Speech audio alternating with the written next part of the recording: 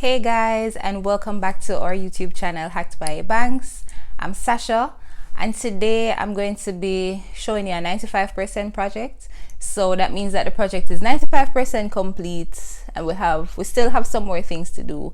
But gosh, this room is just full of good DIYs, so I just had to run through all of them.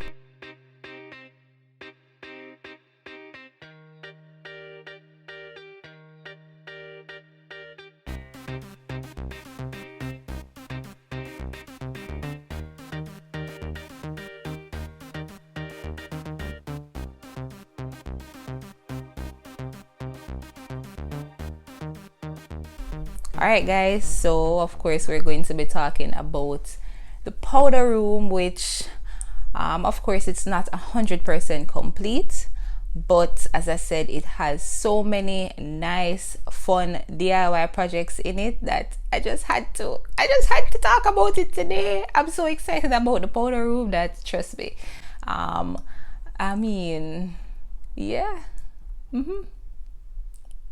Oh, also I wanted to introduce a new space. It's not really new. If you're on my Instagram, then you have seen it before. This is my reading nook. I'm thinking about fixing it up a little bit more, putting something fun on the wall and turning it into a mini recording studio, because this area of the house is pretty quiet and we can have chit chats here. So I'm thinking about doing that. It's going to be a small, easy project, and I'm challenging myself to not purchase anything new for this project. Nothing new. I'm just going to be using things that are already around the house to fix up this space. If you're watching this video and you're not yet subscribed, please go ahead and subscribe to our channel, because we have a lot of DIY home decor content coming. Don't forget to hit the bell so that you're notified when the videos are dropped. And if you're not following us on Instagram, go ahead and follow, because we do real-time DIY on Instagram and share really helpful information there as well. Anyway, let's jump right into why we're here today. Let's start talking about the powder room. We decided that we were going to finish the powder room on a budget. We were going to do it below $30,000, considering that we needed a new sink, a vanity, a faucet, a mirror, and a light, and possibly other decor items for the wall and the shelf. When we decided this, the room was already tiled, of course, so it's really to spruce up the room. And when we moved in, the room was fully functional, but we didn't exactly love the tile that was here. It wasn't our style or our type of decor, so we demoed the entire room, retiled it, but we reused the pedestal sink and the toilet in the room. And we were supposed to, this was one of the projects that we were supposed to complete first but it got put on the back burner and we're only completing it now. So like I said, we're 95% there, and most of what we've done so far have been DIYs. So let me just walk you through some of the DIYs that we did to complete this space. One of the first things that we did was mounted the floating vanity. This cost us $0, guys. $0 to mount the vanity. We already had some lumber here from another project, and we used it to build out the vanity. And we already had quartz from our kitchen, so it was just a matter of cutting it down to size and installing it. Rory, I guess the only thing that we actually bought for that was the diamond blade for the angle grinder, and probably some screws to screw up the screws and bolts to screw up and bolt up the frame of the vanity, and also some, what's the name of that thing, sanding pads for the angle grinder, so that we could smooth out the side of the quartz once he cut it. That was probably about $2,000 total for all of those things. So that's 2,000 from the budget. We're deducting these things, guys, because this is a part of the project. So that's 2,000 from the budget. But it basically, I mean, what probably would have cost us more, cost us nothing to build and install, because we had a lot of the material already. So sometimes you have material laying around your house and you don't know what to do with it. Don't throw it away, okay? Put it up in a little storage area. You never know when you're going to need it. So once we did that, we identified a sink from Active that we wanted. It was black. We loved it, but it was unfortunately too big for the space. So we had to go with something that would fit into the space. And I had a grand idea to get it black. I even wanted to spray the inside, but I'm not sure how durable that would have been. So we just stick to spraying the outside and keeping the inside white. Now that sink cost us about $8,000 inclusive of tax, right? The next thing that we got was the faucet. Now the faucet we bought on Amazon for about $40. It was black when we bought it, and trust me, this faucet I sprayed it so many times. I probably used like 3 cans of spray paint on the damn thing, and it's simply because every time I did it, the first time I sprayed it, it started to warp because I didn't prime it before I actually sprayed on the first coat.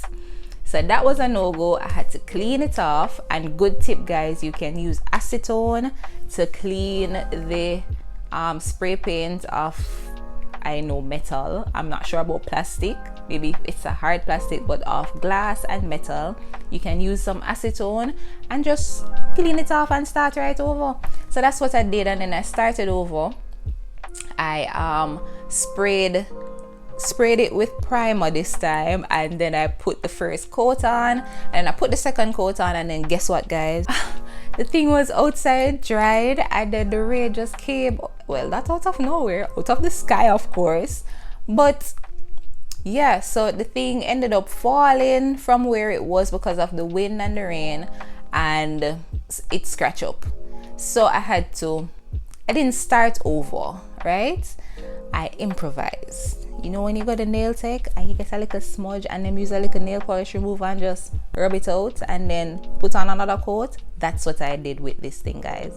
I just rub it out a little bit and then put on another coat of primer and spray it again.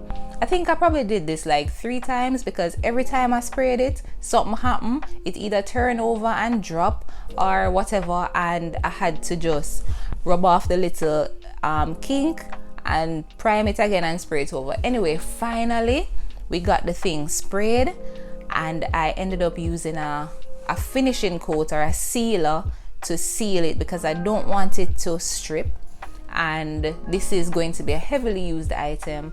So I got a sealer and we use that to finish the faucets. Install it, looks awesome. One of the other things that we did in this space was to install a new light fixture over the vanity, and this was zero cost, guys. Zero, because we had these lights from maybe 2017 when we did our first renovation, and they were just sitting there in storage. Rory wanted to sell them, and I said no, don't sell them, we'll find use for them. They were originally black and silver, and I took them out, sprayed them black and gold. Well, kept the black parts, sprayed the silver parts gold, and sprayed some of the black parts gold as well, and turned it into our vanity light. Now we only had one problem with this light. It was 2 lights, but we only had 1 connection or 1 electrical outlet, so we had to improvise. So we basically got a piece of wood that we had laying around. As usual, we have a lot of these things laying around, and cut it down to the size that we wanted, and then we basically mount the lights onto the strip of board, and that allowed us to then secure it to the wall and make 1 connection to the electrical outlet. And there you have it, a new vanity light from nothing. What's the next thing that we need, guys? We need a mirror. We bought a mirror before. It was a octagon shaped mirror, but it was really small, you know. And when I put it in the room, I just didn't feel as if it popped enough or it was big enough. So I went back and I bought a longer octagon shaped mirror. This mirror is 36 by 18, so it's 36 by 18, and it has an octagon shape. Now I need to figure out how to frame it. So I bought some strips from the hardware store. That's, well, the first round of strips ended up being wasted, and then the second round of strips came out perfectly. And that total cost was probably the mirror was probably about $5,000, and the strips were probably about $2,000 total, so that's $7,000. My last another budget, guys. So I was able to frame out the mirror and mount it onto the wall, and it looks amazing, right?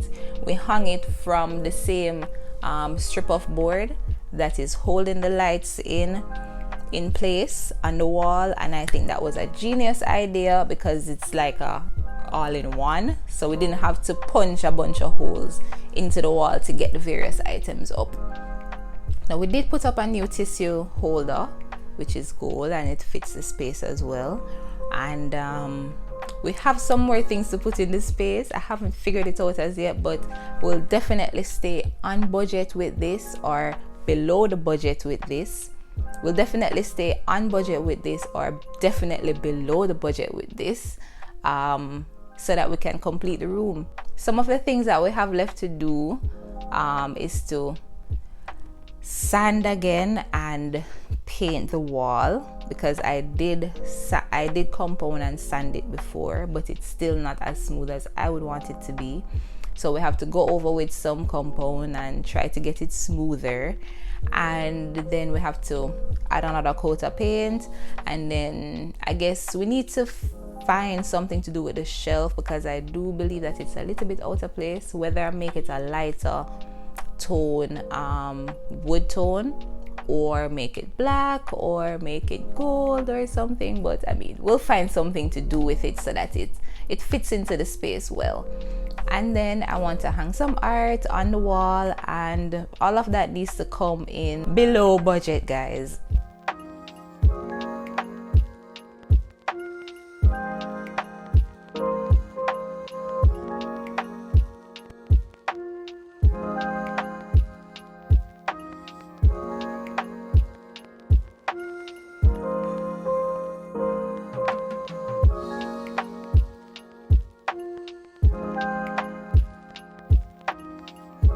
Alright guys, well, there you have it. Another project almost complete. This is 95%. Let us know what you think about the powder room in the comments below. As I said before, we are working on a few other projects, and one of them is a storage console for Royal in the living room, and I'm about to fix up this space. So hopefully the next video that I do will be from here, and it will be nice and fixed up, and I guess I can share how I did it with you all, since you're our DIY family. Guys, don't forget to like, subscribe, and share this video, and thank you so much for watching. See you next time. Bye.